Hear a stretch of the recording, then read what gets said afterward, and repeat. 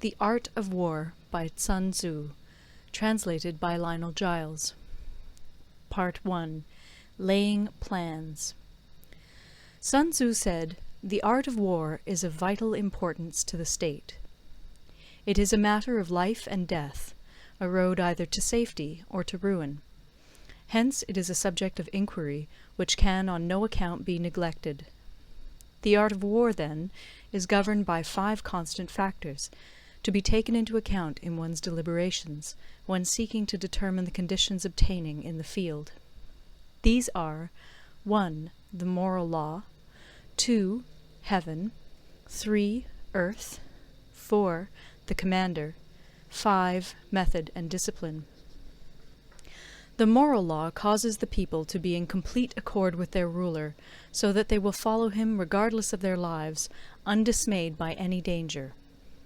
Heaven signifies night and day, cold and heat, times and seasons. Earth comprises distances, great and small, danger and security, open ground and narrow passes, the chances of life and death. The commander stands for the virtues of wisdom, sincerity, benevolence, courage, and strictness. By method and discipline are to be understood the marshalling of the army in its proper subdivisions, the graduations of rank among the officers, the maintenance of roads by which supplies may reach the army, and the control of military expenditure. These 5 heads should be familiar to every general. He who knows them will be victorious. He who knows them not will fail. Therefore, in your deliberations, when seeking to determine the military conditions, let them be made the basis of a comparison in this wise. 1. Which of the 2 sovereigns is imbued with the moral law? 2. Which of the 2 generals has most ability? 3. With whom lie the advantages derived from heaven and earth? 4. On which side is discipline most rigorously enforced? 5. Which army is stronger? 6. On which side are officers and men more highly trained? 7. In which army is there the greater constancy both in reward and punishment? By means of these 7 considerations I can forecast victory or defeat. The general that hearkens to my counsel and acts upon it will conquer. Let such a one be retained in command. The general that hearkens not to my counsel nor acts upon it will suffer defeat. Let such a one be dismissed. While heeding the profit of my counsel, avail yourself also of any helpful circumstances over and beyond the ordinary rules. According as circumstances are favorable, one should modify one's plans. All warfare is based on deception. Hence, when able to attack, we must seem unable. When using our forces, we must seem inactive. When we are near, we must make the enemy believe we are far away. When far away, we must make him believe we are near. Hold out baits to entice the enemy.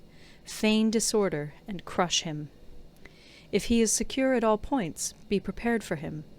If he is in superior strength, evade him. If your opponent is of choleric temper, seek to irritate him. Pretend to be weak, that he may grow arrogant.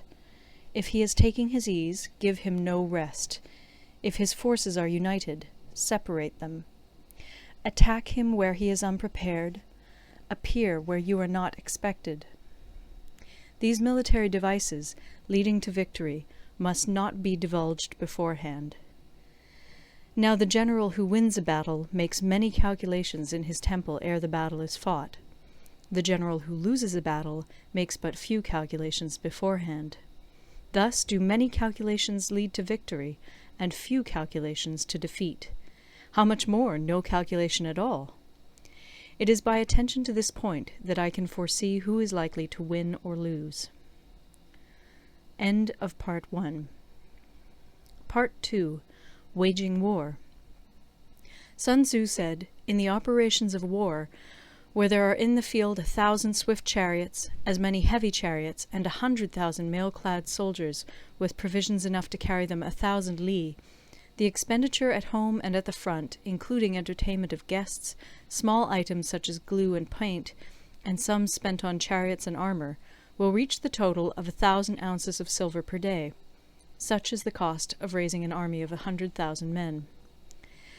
When you engage in actual fighting, if victory is long in coming, then men's weapons will grow dull and their ardour will be damped.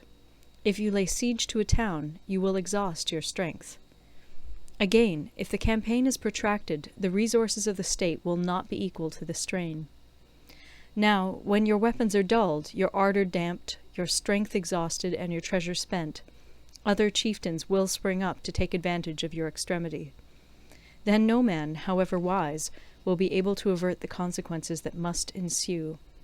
Thus, though we have heard of stupid haste in war, cleverness has never been seen associated with long delays. There is no instance of a country having benefited from prolonged warfare.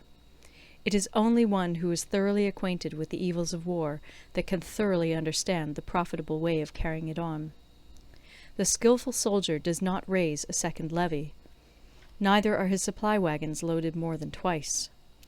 Bring war material with you from home, but forage on the enemy. Thus the army will have food enough for its needs. Poverty of the state exchequer causes an army to be maintained by contributions from a distance. Contributing to maintain an army at a distance causes the people to be impoverished. On the other hand, the proximity of an army causes prices to go up, and high prices cause the people's substance to be drained away. When their substance is drained away, the peasantry will be afflicted by heavy exactions. With this loss of substance and exhaustion of strength, the homes of the people will be stripped bare, and 3/10 of their income will be dissipated, while government expenses for broken chariots, worn-out horses, breastplates and helmets, bows and arrows, spears and shields, protective mantles, draught oxen, and heavy wagons will amount to 4/10 of its total revenue. Hence, a wise general makes a point of foraging on the enemy. 1 cartload of the enemy's provisions is equivalent to 20 of one's own, and likewise a single picul of his provender is equivalent to 20 from one's own store. Now, in order to kill the enemy, our men must be roused to anger. That there may be advantage from defeating the enemy, they must have their rewards. Therefore, in chariot fighting, when 10 or more chariots have been taken, those should be rewarded who took the first. Our own flags should be substituted for those of the enemy, and their chariots mingled and used in conjunction with ours. The captured soldiers should be kindly treated and kept. This is called using the conquered foe to augment one's own strength. In war, then, let your great object be victory, not lengthy campaigns. Thus it may be known that the leader of armies is the arbiter of the people's fate, the man on whom it depends whether the nation shall be in peace or in peril. End of Part 2.